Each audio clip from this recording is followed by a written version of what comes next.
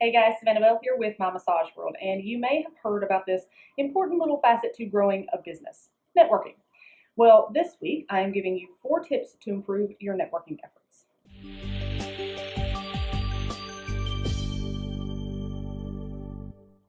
While you can spend all kinds of time and money working up and running advertisements all over town, a crucial part of your marketing efforts should be focused on building a network with local business owners. Word of mouth is still one of the best forms of advertising you can get, and having another business recommend you can speak volumes to your ideal clients. But for a lot of therapists I've spoken to, they think that means just joining, their local chamber of commerce, maybe attending a networking event here and there, or maybe even joining a BNI type group. You attend an event, talk to a few people, maybe get up and give a talk about what you do and hope for the best. But networking needs to be a far more strategic part of your marketing plan than that. So let's look at 4 ways to improve your networking efforts. Number 1, focus on quality over quantity. A big mistake a lot of business owners make is that they just start throwing out cards to anyone that will take one and talking about what they do to anyone that will listen. But is that really the most effective use of your time? I mean, if you instead focus on the quality of those connections, the real potential for that relationship based on what they do and who they connect with, would you be handing out that many cards? Would you be wrapping yourself up in that many conversations, trying to bring up what you do when you're not even sure that this person is really worth connecting with? The problem arises in that so many therapists get focused on just getting that next one client. So let's say you're at this great networking event and you think, well, this person has been rubbing their neck and looks tense. I'll strike up a conversation with them, and surely they'll come in and try me out, and then they'll refer all kinds of people to me. And while that may happen, it's a far better use of your time to specifically find the people who work with your ideal clients. What if that person owns a gym and the only people they're ever going to refer to you are gym rats, and you hate working with athletes? You prefer maybe prenatal work or something else. It's not a good connection to make. They may love you and send all kinds of people your way, but if it doesn't fit your business mission and the focus of your brand, then it only serves to take you away from your ultimate goals, and it leads you down the path of resentment and burnout. Not exactly a good use of your time and effort. What about instead finding the boutique owner that sells maternity clothes in her shop, or the OBGYN who just moved to town, or the yoga instructor who holds prenatal yoga classes once a week? So anytime you are attending a networking event or see the potential to make a networking connection of any kind throughout your day, take a minute to sit back and evaluate the real potential of the quality of that networking relationship.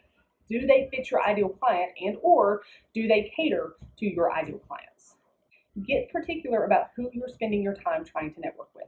It's also important to remember that your reputation will be tied to this person and their business, so choose wisely. It's good to be picky here. That pickiness will pay off because your network will be 100% fitted to you and your ideal clients. Number 2, make a real connection. On this note of quality professional relationships in your networking, it's important that you make a real connection with these people, not just handing them a card or maybe even having a 2-minute conversation where you spill your guts about what you do. It's just as important for you to know what they do, who they serve, and how you can make the most of this professional relationship. One of the easiest ways to do this is to ask questions. I'm not saying you can't tell them what you do by any means, give them the quick elevator pitch, but then you need to start digging into what they do. Ask questions and see who they serve, what challenges they have, things like that. How can you be of benefit to them? How can you help them serve their customers better? How can you help them provide something unique or otherwise reach their audience based on what they're telling you? And how can they do the same with you and your audience? When you do exchange business cards with these people that are quality connections, be sure and write out just a couple little details on their card so you remember them later and can move forward with that connection. Number 3, make it mutually beneficial. One of the traps that many therapists fall into when they try to make a networking connection is to forget this part. They're so focused on getting those referrals, impressing this person so they'll send clients your way. But what is that person going to get out of this relationship? What can you offer that benefits them and their business? Is it help with their own personal aches and pains? Is it that you volunteer to go in once a month and offer chair massage or some other service to their customers? Can you send people their way for further healthcare or more holistic approach if that's the type of business they're in? In what ways will they benefit from this networking relationship? And this isn't just about referring people back and forth, but let's say you're connecting with a physical therapy establishment that contains gym. What if you became a member of that gym and you regularly tag them on your business social media accounts, or maybe one of the PTs takes your shoulder before a workout or shows you how to properly do an exercise to accommodate an injury? Can you grab your phone and do a quick live video on your business's social media page with them where they're explaining the benefits of XYZ, and you are talking about how much better it feels and how great they take care of their members? Tag them, and you're putting your business in front of their audience, and they get some free advertising in front of your audience. It's a win-win. Number 4, hash out the details. You can't just have that great conversation and then leave it there. There needs to be some sort of follow-up, or at some point the details need to be hashed out. So whether this is in that initial conversation or a follow-up call or a coffee chat, be sure to show your value and explain what they can expect from you and what you should expect from them.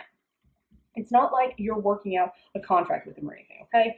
But this idea of being shy about these connections, like, here's my card, and then you just leave it, well, oftentimes doesn't really pan out, does it? They're not naive. You're both trying to network. You're both trying to improve your businesses and grow your network and referral sources. So why wouldn't you just be upfront about it and say, like, I've been wanting to join a gym. I'll come down this week and sign up. Maybe I can tag you guys on my business page so that you can get in front of my audience too. And if you ever want to do a video together for social media or something down the road, that would be great. I think both of our audiences would benefit from that, and we both get a bigger reach.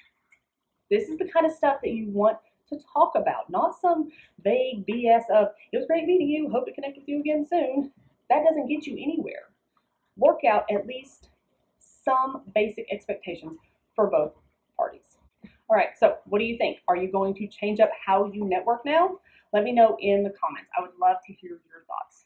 For more tips on building your network, be sure to join the My Massage World Facebook group, where we are spending all week discussing it, plus new topics each week.